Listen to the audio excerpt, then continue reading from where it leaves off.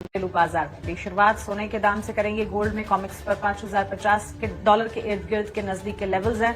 वहीं घरेलू बाजार में अगर देखेंगे 1,56,400-500 के लेवल्स के आसपास गोल्ड जो है वो ट्रेड करती हुई। वहीं चांदी की अगर बात करें, वहां पर खरीदारी और बढ़ती नजर आ रही है। कॉमिक्स पर चांदी 3.5% से ज्यादा की मजबूती के साथ $80 के करीब। वहीं घरेलू बाजार में ₹8,100 की बढ़त पाई गई है। 2,49,500 रुपए के स्तर वापस से। तो गोल्ड सिल्वर में फिर से एक बार चमक जो है वो बढ़ती हुई दिख रही है। कच्चे तेल में हल्की सी मुनाफा वसूली जरूर नजर आ रही है। $71 के आसपास कच्चे तेल के दाम, ब्रेंट क्रूड इन पर्टिकुलर। यूएस और ईरान के बीच जो तनाव है, वो तनाव की स्थिति हो सकता है कि इम्पैक्ट कर रही है एनर्जी पैक पर ओवरऑल अगर देखें, not just crude but natural gas as well. वहीं घरेलू बाजार में भी 6,055 के लेवल्स नजर आ रहे हैं।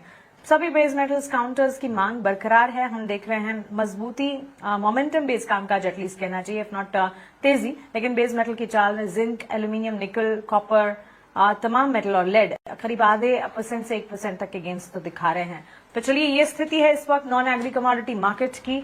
आई एम श्योर आपके ढेर सारे सवाल होंगे। इस बुलेटिन में आपके सवालों के जवाब लेने की भी कोशिश होगी और सवाल पूछने का तरीका हर रोज की तरह आपके टीवी स्क्रीन पर हमारे सोशल मीडिया हैंडल्स फ्लैश होंगे। हमें संपर्क कीजिए। मैं पूरी कोशिश करूंगी कमोडिटी बाजार से जुड़े आपके सवालों को शामिल कर पाऊं। हमारे साथ market experts, commodity market experts जुड़ गए हैं। आइए उनसे समझते हैं कि इस वक्त कमोडिटी बाजार को लेकर किस तरह का रुख अपना रहे हैं।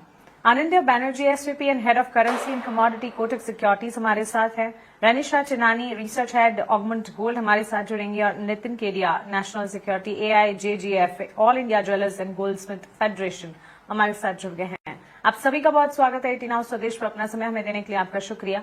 आनंद्या जी, शुरुआत आपसे करना चाहूंगी। प्रेशियस मेटल्स की चाल से शुरुआत करते हैं। जिस तरह की मजबूती के साइंस इस वक्त नजर आ रहे हैं, सुरक्षित निवेश के तौर पर जब जब हमने इक्विटी मार्केट में उठापटक देखी है, तब गोल्ड सिल्वर के रेट्स पर फोकस बढ़ जाता है। मार्केट पार्टिसिपेंट्स, निवेशक उस तरफ मुड़ जाते हैं। वापस से हम अच्छी तेजी देख रहे हैं गोल्ड सिल्वर में। यहां से फर्दर किस तरह के लेवल्स आप एक्सपेक्ट करके चल रहे हैं? नमस्कार। देखिए, सोना और चांदी दोनों में अभी फिलहाल का जो शॉर्ट टर्म ट्रेंड है वो अपवर्ड ही है। बट बाय ऑन डिप्स कीजिए rather than trying to chase the price, क्योंकि अभी भी जो मार्केट का प्राइस स्ट्रक्चर है उसमें बीच बीच में इंट्राडे पुल बैक्स, 1-2 दिन का पुल बैक्स होता रहेगा। तो सोना अगर परचेज करना है शॉर्ट टर्म के लिए तो 1,55,000 या 1,54,000 के आसपास will be better thing to buy. और स्टॉप लॉस पोजिशनल बेसिस में 1,51,000 के नीचे, क्योंकि ये 1,50,000 का एक स्ट्रॉन्ग बेस बन चुका है। और सिल्वर में आपका 2,35,000 2,36,000 का एक स्ट्रॉन्ग बेस बन चुका है। धीरे धीरे ये ऊपर की तरफ यहाँ पे एक चाल बन रहा है। तो बाय ऑन डिप्स करना चाहिए इन सिल्वर एज वेल। ओवरऑल लगता है कि आने वाले एक हफ्ते में हो सकता है 2,60,000 या 2,65,000 तक भी सिल्वर आ जाए। और जो ड्राइविंग फैक्टर्स रहेगा वो रहेगा कि हल्का सा गिरावट इन द डॉलर इंडेक्स की हम लोग एक्सपेक्ट कर रहे हैं कि नेक्स्ट एक हफ्ते में हो सकता है डॉलर इंडेक्स में एक स्लाइट एक डाउन ट्रेंड इसमें दिखे। और सेकंड फैक्टर है ईरान वाला, क्योंकि अगर ऑयल स्पाइक करता है फर्दर ऊपर की तरफ तो उसका भी एक पॉजिटिव इंपैक्ट गोल्ड और सिल्वर में देखने को मिलेगा। तो इसके लिए for the next 1 week buy on dips is the strategy. Absolutely. तो चलिए, गोल्ड और सिल्वर में ये स्ट्रैटेजी हमें मिलती हुई आनंद्या जी की तरफ से। नितिन केडिया भी है हमारे साथ। नितिन जी, बहुत स्वागत है आपका 18 स्वदेश पर। अपना समय हमें देने के लिए आपका शुक्रिया। गोल्ड प्राइस को लेकर और साथ ही सिल्वर प्राइसेस को लेकर आपके फर्स्ट टेक और फर्स्ट आउटलुक हम समझना चाहेंगे। मानसी जी, देखिए, बाजार की ओवरऑल बात करें तो मुझे लगता है थोड़ा सा बाजार मिस कर रहा है इस समय कि उसको कुछ ना कुछ ट्रिगर चाहिए और वो ट्रिगर नहीं मिल रहा है। और बाजार मतलब बिल्कुल बेसब्री से इंतजार कर रहा है कि ईरान या यूएस की तरफ से कहीं से भी एक फर्स्ट जो बुलेट है वो फायर हो जाए और उसी के साथ गोल्ड और सिल्वर में भी फायर आ जाए।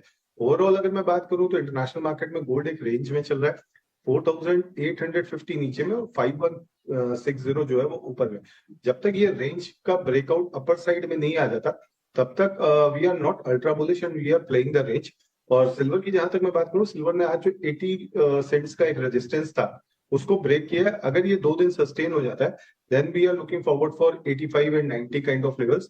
ओवरऑल जैसा आनंद जी ने कहा कि जो स्ट्रक्चर है वो वापस बुलिश बना हुआ है, बस बाजार को एक केवल ट्रिगर का वेट है। अगर वो ट्रिगर हो जाता है तो उसमें क्या होगा, क्रूड ऑयल के प्राइसेस में स्पाइक्स आएंगे और जापान जैसे कंट्री जो आज की डेट में अपने जरूरत का 90% ऑयल इंपोर्ट करते हैं, उनके लिए अपने ट्रेड डेफिसिट को संभालना बहुत मुश्किल होगा। और इस केस में हम ये देख सकते हैं कि अपने डेफिसिट को कवर करने के लिए जापानीज जो है वो यूएस के बॉन्ड्स की भी बिकवाली करें, और वहां से अगर डॉलर इंडेक्स में कोई कमजोरी आती है तो वो भी गोल्ड और सिल्वर को सपोर्ट कर सकती है। बहरहाल गोल्ड और सिल्वर में करंट लेवल्स पर जो सिनेरियोज पैन आउट होते हुए दिख रहे हैं और साथ ही एनर्जी पैक में भी, इसके पीछे की वजह है ढेर सारी हैं। एक तो अगर आप देखेंगे ग्लोबल अनिश्चितताओं के बीच फेड का रुख आक्रामक है। स्विस गोल्ड एक्सपोर्ट में 8% की गिरावट पाई गई है। एफओएमसी मिनट्स के आंकड़ों पर पॉलिसी मेकर एकमत फिलहाल तो नहीं नजर आ रहे, और ये वो सारे ट्रिगर पॉइंट्स हैं जो कि इम्पैक्ट कर जाते हैं ग्लोबल मार्केट को, और उसका इवेंचुअल इम्पैक्ट डोमेस्टिक मार्केट पर आता है। 24 फरवरी को चीन का बाजार खुलने के बाद नई दिशा मिलने की उम्मीद अब जताई जा रही है। वहीं फेड मिनट्स के आंकड़ों के बाद बाजार एकमत फिलहाल नहीं है। ईरान को ट्रंप की खुली चेतावनी भी है। अमेरिकी राष्ट्रपति डोनाल्ड ट्रंप ने ईरान को सख्त अल्टीमेटम दिया है। ईरान को एक सार्थक परमाणु समझौते पर सहमत होना होगा, ये कहना है डोनाल्ड ट्रंप का। तो ढेर सारी अटकलें, ढेर सारी चीजें हैं ग्लोबल फ्रंट पर, कंटिजेंट है सिनेरियोज जिसके चलते इस तरह के लेवल्स फिलहाल नजर आ रहे हैं। Nitin ji, coming back to you, and as I said कि हाजिर बाजार में ऑन द ग्राउंड किस तरह की सिचुएशन दिख रही है now that you are with us. मैं समझना चाहूंगी कि ज्वेलरी स्टोर्स में फुटफॉल को लेकर इस वक्त की स्थिति क्या है, क्योंकि एक समय था जब गोल्ड सिल्वर के रेट्स काफी बढ़ गए थे, तब फियर ऑफ मिसिंग आउट भी फील हो रहा था कि इतनी ज्यादा चांदी गोल्ड से भी ज्यादा आउट परफॉर्म कर रही थी।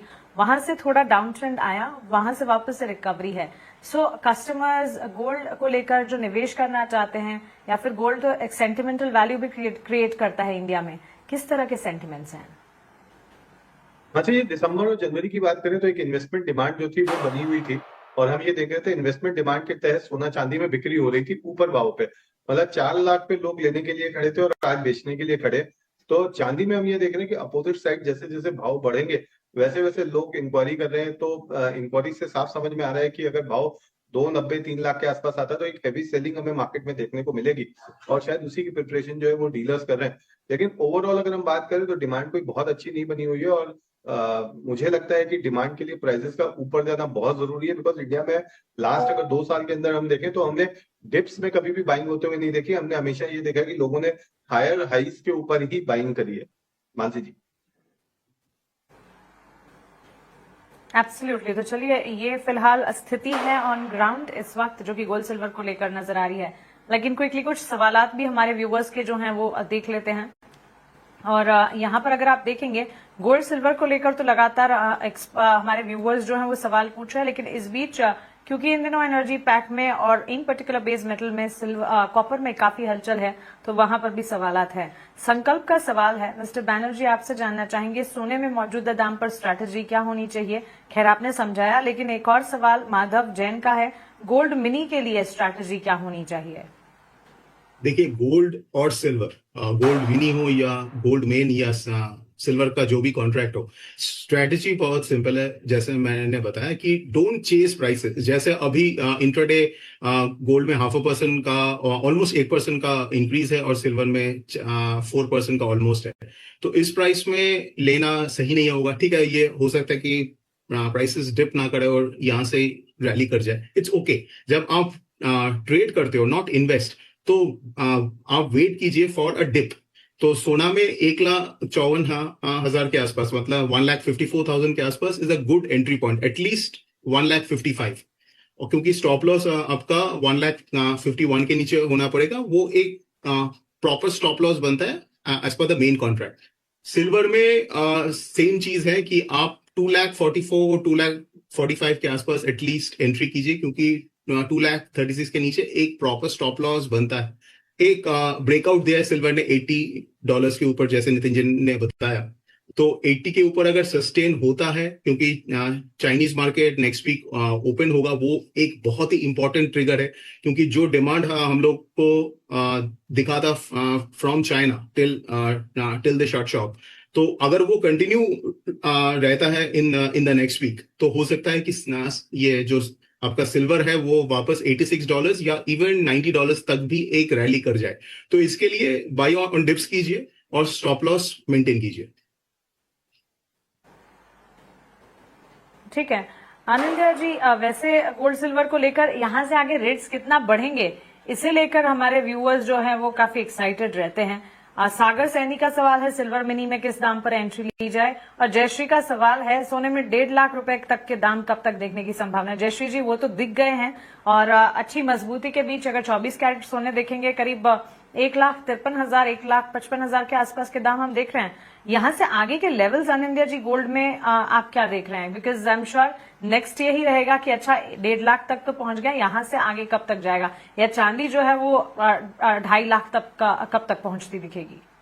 राइट अगर मैं गोल्ड मेन कॉन्ट्रैक्ट जो है उसको लेता हूं तो 1,50,000 और 1,60,000 का एक ब्रॉड रेंज है, क्योंकि प्राइस करेक्शन हो चुका है इन गोल्ड जो ऊपर से गिरा था in the first week of Feb. अभी टाइम करेक्शन का एक जरूरत है, क्योंकि जिस हिसाब से वॉलेटिलिटी हम लोगों को इसमें मिला है उसके बाद एक time correction is very important. तो हो सकता है नेक्स्ट 1-2 महीना ये टाइम करेक्शन करे, और नेक्स्ट जो अप ट्रेंड है वो अप्रैल या मई में देखने को मिले इन गोल्ड। तो एक्यूमुलेशन का भी अपॉर्चुनिटी, और जो इंट्राडे में जो डे ट्रेडिंग करते हैं उनके लिए भी अच्छा है, क्योंकि जब मार्केट में लार्ज गैप्स होते हैं तो अपॉर्चुनिटी नहीं मिलता है। तो 1,50,000 और 1,60,000 का फिलहाल के लिए 1-2 हफ्ते के लिए यही रेंज है। ये रेंज कब टूट सकता है ऑन द अपसाइड, अगर ईरान का, जैसे मैंने बताया, अगर वर्स्ट केस सिनारियो होता है कि स्ट्रेट्स ऑफ हॉर्मुज पे एक्शन, तो ऑयल फटेगा, उसके साथ हो सकता है सोना 1,70,000 तक भी चला जाए, बट वो सस्टेन नहीं होगा। बट 1,50,000 और 1,60,000 का एक अच्छा वैल्यू जोन है। एब्सोल्युटली। तो चलिए ये टेक फिलहाल हमें मिलता हुआ ओवरऑल पर्सपेक्टिव गोल्ड सिल्वर पर पूरी तरह से हमारे व्यूअर्स के सारे सवालात के जवाब देने की कोशिश हम कर रहे हैं। इस बीच कुछ और सवाल है नितिन जी, आपसे समझना चाहेंगे। देखिए, कीमतों में उतार चढ़ाव के बीच मार्केट में किस तरह के फुटफॉल्स हैं तो आपने बताया, लेकिन किस तरह की ज्वेलरी का ट्रेंड इन दिनों नजर आ रहा है, और लोग खरीदारी कर रहे हैं या फिर पुराने गहने बेचने आ रहे हैं?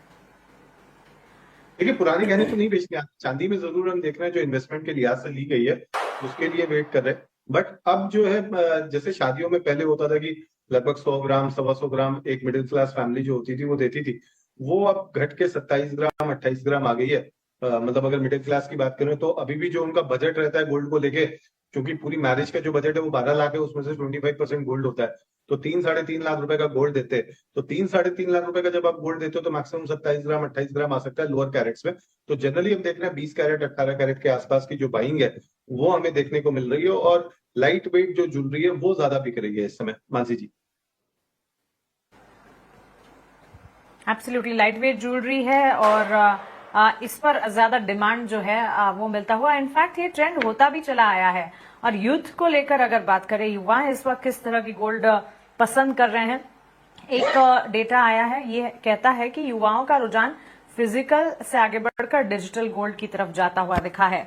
युवाओं में फिजिकल से ज्यादा डिजिटल गोल्ड का ट्रेंड है। फिजिकल गोल्ड खरीदने में लगने वाले भारी मेकिंग चार्जेस को नेगेट करने के लिए अब डिजिटल गोल्ड का ट्रेंड चला है। सुरक्षित स्टोरेज की परेशानी, वहीं झंझट से बचने के लिए भी डिजिटल गोल्ड को ज्यादा तवज्जो मिलती है, और सोवरिन गोल्ड बॉन्ड की तरफ भी युवाओं का रुख ज्यादा बढ़ा है। 1 रुपए से लेकर 1 लाख तक का सोना डिजिटल रूप में खरीदा जा सकता है।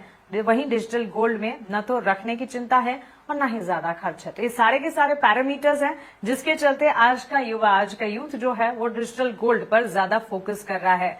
Nitin, taking it right from there, युवाओं में ज्वेलरी को लेकर रुझान कैसा नजर आ रहा है? डिजिटल गोल्ड को तो मायने दे ही रहे हैं वो, लेकिन क्या ज्वेलरी को लेकर भी रुझान अब भी कायम है, या फिर डेलिकेट ज्वेलरी जिस तरह की अभी आप बोल रहे थे, और डिजिटल गोल्ड साथ ही सोवरिन गोल्ड बॉन्ड को लेकर युवाओं का रुझान, इस पर अगर आप कोई टिप्पणी करना चाहें? गोल्ड की तरफ रुझान लोगों का था, लेकिन सेबी ने जिस तरह से एडवाइजरी जारी करी है जिसमें उन्होंने डिजिटल गोल्ड को लेकर अपनी चिंताएं जताई थी, उसके बाद हम देख रहे हैं लोग जो है वो डिजिटल गोल्ड से हटके ETF की तरफ आ रहे हैं। और युवाओं के रुझान की बात करें तो इस बार हमने वैलेंटाइंस डे पे देखा कि जो लाइट वेट रिंग्स थे उसमें लोग अपने एक दूसरे वैलेंटाइन को फर्स्ट जो उनका नाम होता है उसके अक्षर की रिंग जो है वो बनवा के दे रहे थे, अल्फाबेट्स की। जैसे सपोज मान लीजिए किसी का नाम कैलाश है तो वो के नाम की जो है वो रिंग बनवा रहे थे। तो इस तरह का जो चलन है वो हमने वैलेंटाइंस डे के आसपास हमने आते हुए ऑर्डर्स आते हुए देखे। अब मुझे लग रहा है चूंकि आगे आने वाला फेस्टिवल सीजन से होली है, अक्षय तृतीया है, तो इसमें जो ट्रेडिशनल ज्वेलरी है जैसे चेन है, मंगलसूत्र है, रिंग है, बैंगल्स है, इनकी डिमांड जो है वो हम आने वाले समय में देखेंगे। एब्सोल्युटली। तो चलिए, इस तरह की डिमांड है और इंटैक्ट है, ऐसा नहीं है कि सिर्फ डिजिटल गोल्ड पर ही फोकस है। हाँ, इसके इम्पोर्टेंस को देखते हुए और उसके जो पॉजिटिव्स है उसे देखते हुए आज के युवाओं जो है वो फिजिकल से ज्यादा डिजिटल को पसंद करें, लेकिन साथ साथ डिजिटल फिजिकल गोल्ड को लेकर सेंटिमेंटल वैल्यू जो है इंडिया में वो हमेशा रहेगी।